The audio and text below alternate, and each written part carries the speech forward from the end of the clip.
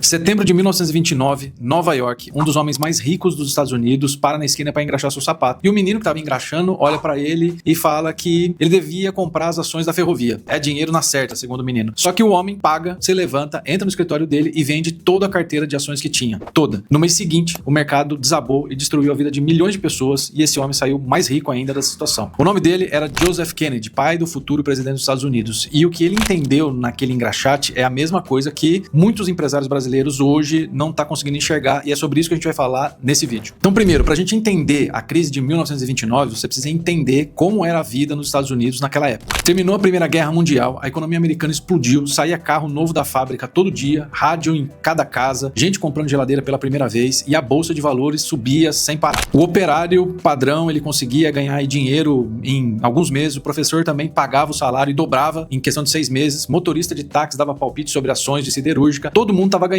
e quando todo mundo tá ganhando, ninguém quer ficar de fora. Mas o que essas pessoas não sabiam é que elas não estavam investindo, elas estavam sendo praticamente usadas ali naquele momento. Presta atenção nesse número. Em 1929, quase 90% das ações compradas nos Estados Unidos foram compradas com dinheiro emprestado. Deixa eu repetir, 9 em cada 10 pessoas que compravam ações compravam com dinheiro que não era delas. Então você entrava numa corretora, dava $10 de entrada e levava $100 em ações. E os outros 90 era dívida. E enquanto a ação subia, todo mundo achava que, era praticamente um gênio do mercado. O cara comprava ações de $100 e ia para 120, ele vendia, pagava o empréstimo e ficava com lucro. Fácil, rápido e sem esforço. Só que tem um detalhe aí nessa questão. Se a ação caísse 10%, o banco ligava exigindo o dinheiro de volta, no mesmo dia. E se você não tivesse, o banco vendia sua ação para cobrir o prejuízo e vendia a qualquer preço. Agora você imagina isso acontecendo com milhões de pessoas ao mesmo tempo. Só que o pior ainda nem tinha começado. Isso porque a quebra não foi um acidente, ela foi construída. Os grandes bancos de Nova York, principalmente o National Citibank, comandado por um homem chamado Charles Mitchell, passaram anos inflando artificialmente o preço das ações. Eles compravam grandes lotes, faziam o preço subir, davam entrevista pro jornal dizendo que a ação era uma maravilha, o povo corria para comprar e aí os bancos vendiam a preço alto pro povo. Depois compravam de novo lá embaixo e repetiam esse ciclo toda vez. E isso tem nome hoje, manipulação de mercado. Naquela época era só uma quinta-feira normal. Enquanto o cidadão comum comprava com dinheiro emprestado, achando que ia enriquecer, os grandes já estavam saindo devagar sem fazer barulho. Esse caso de Joseph Kennedy foi um deles. 100 milhões em 1929, hoje seria alguma coisa perto de $2 bilhões.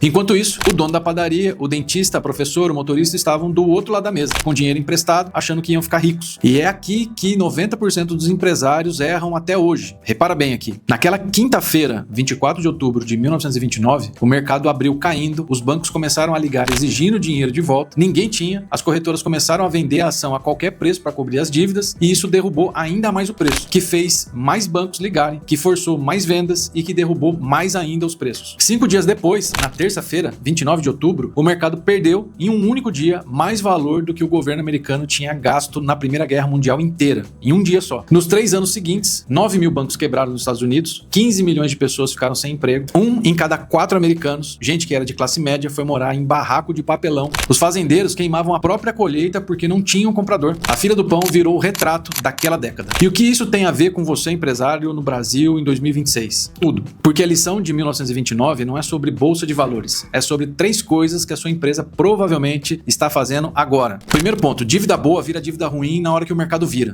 Empréstimo para crescer não é o problema. Empréstimo para pagar a operação que não fecha a conta é o equivalente à sua ação comprada com dinheiro emprestado. Segundo, quando todo mundo do seu setor está ganhando fácil, desconfia. Em 1929, até o engraxate estava dando dica de ação e hoje, quando o motorista de aplicativo te fala em qual criptomoeda investir, é o mesmo sinal. Euforia coletiva é o último aviso antes de uma eventual queda. Terceiro, quem sobreviveu ao crash não foi quem era mais inteligente, foi quem tinha caixa, dinheiro guardado, reserva. Enquanto todo mundo estava alavancado, quem tinha caixa comprou empresa, imóvel e concorrente a preço de banana. Joseph Kennedy saiu do crash multiplicando a fortuna dele. Comprou imóveis em Nova York a 10% do preço, comprou empresa quebrada por quase nada e anos depois foi convidado pelo próprio presidente dos Estados Unidos para criar o órgão que iria regular o mercado americano. Porque quem entendeu a manipulação por dentro era o único capaz de impedir que ela se repetisse. Enquanto isso, milhões de famílias comuns que só queriam ganhar um dinheirinho a mais passaram 10 anos vivendo aí numa miséria extrema. A diferença entre um e outro não foi sorte, foi leitura de cenário. Isso mostra que toda crise tem 2 lados da mesa. De um lado, tem quem está eufórico com o dinheiro emprestado e do outro, tem quem está com caixa esperando o crash chegar. E essa crise de 1929 provou uma coisa que vale até hoje. O mercado não recompensa quem trabalha mais, ele recompensa quem enxerga primeiro. É por isso que eu sempre bato na na tecla aqui com os clientes da Octa que visibilidade financeira é uma obrigação que você precisa ter como empresário, como empreendedor do teu negócio. Nunca foi tão caro ser amador no Brasil, ainda mais agora, considerando a reforma tributária. Então, o primeiro ponto é você ter um fluxo de caixa onde você saiba a geração de caixa operacional da sua empresa, financeira, investimento, ciclo operacional financeiro. Então, assim, gestão profissional não é luxo não, tá? E se você quer entender como fazer gestão profissional do teu negócio sem gastar rios de dinheiro aí, clica no link que tá na descrição ou aponta